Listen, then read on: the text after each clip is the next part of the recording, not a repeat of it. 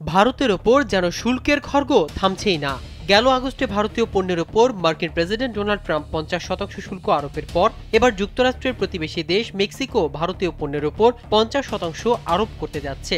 এতে ভারতের অর্থনীতি ধসে পড়ার শঙ্কা তৈরি হয়েছে। বার্তা সংস্থা রয়টার্সের প্রতিবেদনে বলা হয়েছে, মেক্সিকোর এই শুল্ক 2026 সালের 1 জানুয়ারি থেকে কার্যকর হবে। মেক্সিকো সরকারের দাবি, দেশের স্থানীয় শিল্পকে রক্ষা এবং চীন থেকে অতিরিক্ত আমদানির ওপর নির্ভরতা কমাতেই এই পদক্ষেপ নেওয়া হয়েছে। কারণ চীনের সঙ্গে মেক্সিকোর বড় ধরনের বাণিজ্য ঘাটতি রয়েছে। স্যান্ডেলিনা সো, রূপচর্চায় আভিজাত্য। শুধু 2024 সালে দেশটি চীন থেকে $130 বিলিয়ন পণ্য আমদানি করেছে।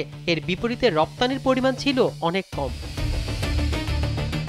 তবে ভারতই নয়, এশিয়ার আরও কয়েকটি দেশে 50% শুল্ক আরোপের সিদ্ধান্ত নিয়েছে মেক্সিকো।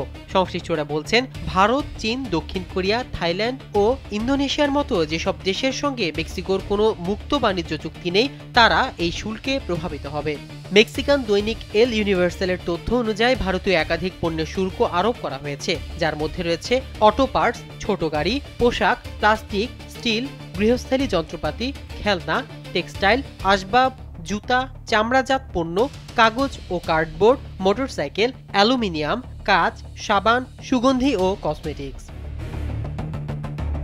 রয়টার্সের প্রতিবেদনে বলা হয়েছে, এই শুল্কের ফলে ভারতের প্রায় $1 বিলিয়ন রপ্তানি ধাক্কা খাবে। শুল্ক বৃদ্ধির কারণে মারাত্মকভাবে ক্ষতিগ্রস্ত হবে ভারতের প্রধান গাড়ি রপ্তানিকারক প্রতিষ্ঠানগুলো। কারণ দক্ষিণ আফ্রিকা ও সৌদি আরবের পর মেক্সিকো বর্তমানে ভারতের তৃতীয় বৃহত্তম গাড়ি রপ্তানির বাজার। বিশ্লেষকরা বলছেন, আসন্ন যুক্তরাষ্ট্র মেক্সিকো কানাডা চুক্তির মাথায় রেখে ওয়াশিংটনকে খুশি করতে এ সিদ্ধান্ত নেওয়া হয়েছে। এদিকে ভারতীয় পণ্যের উপর মেক্সিকোর 50% শুল্ক আরোপের ঘোষণায় উদ্বেগ প্রকাশ করেছে ভারতীয় গাড়ি নির্মাতাদের সংগঠন। তারা শুল্ক কার্যকর হওয়ার আগে ভারতের বাণিজ্য মন্ত্রণালয়কে মেক্সিকোর সঙ্গে আলোচনায় বসার অনুরোধ জানিয়েছে। এছাড়া চীনও মেক্সিকোকে ভুল সিদ্ধান্ত সংশোধন করার আহ্বান জানিয়েছে। মাহমুদুর রহমান সিয়াম, কালবেলা।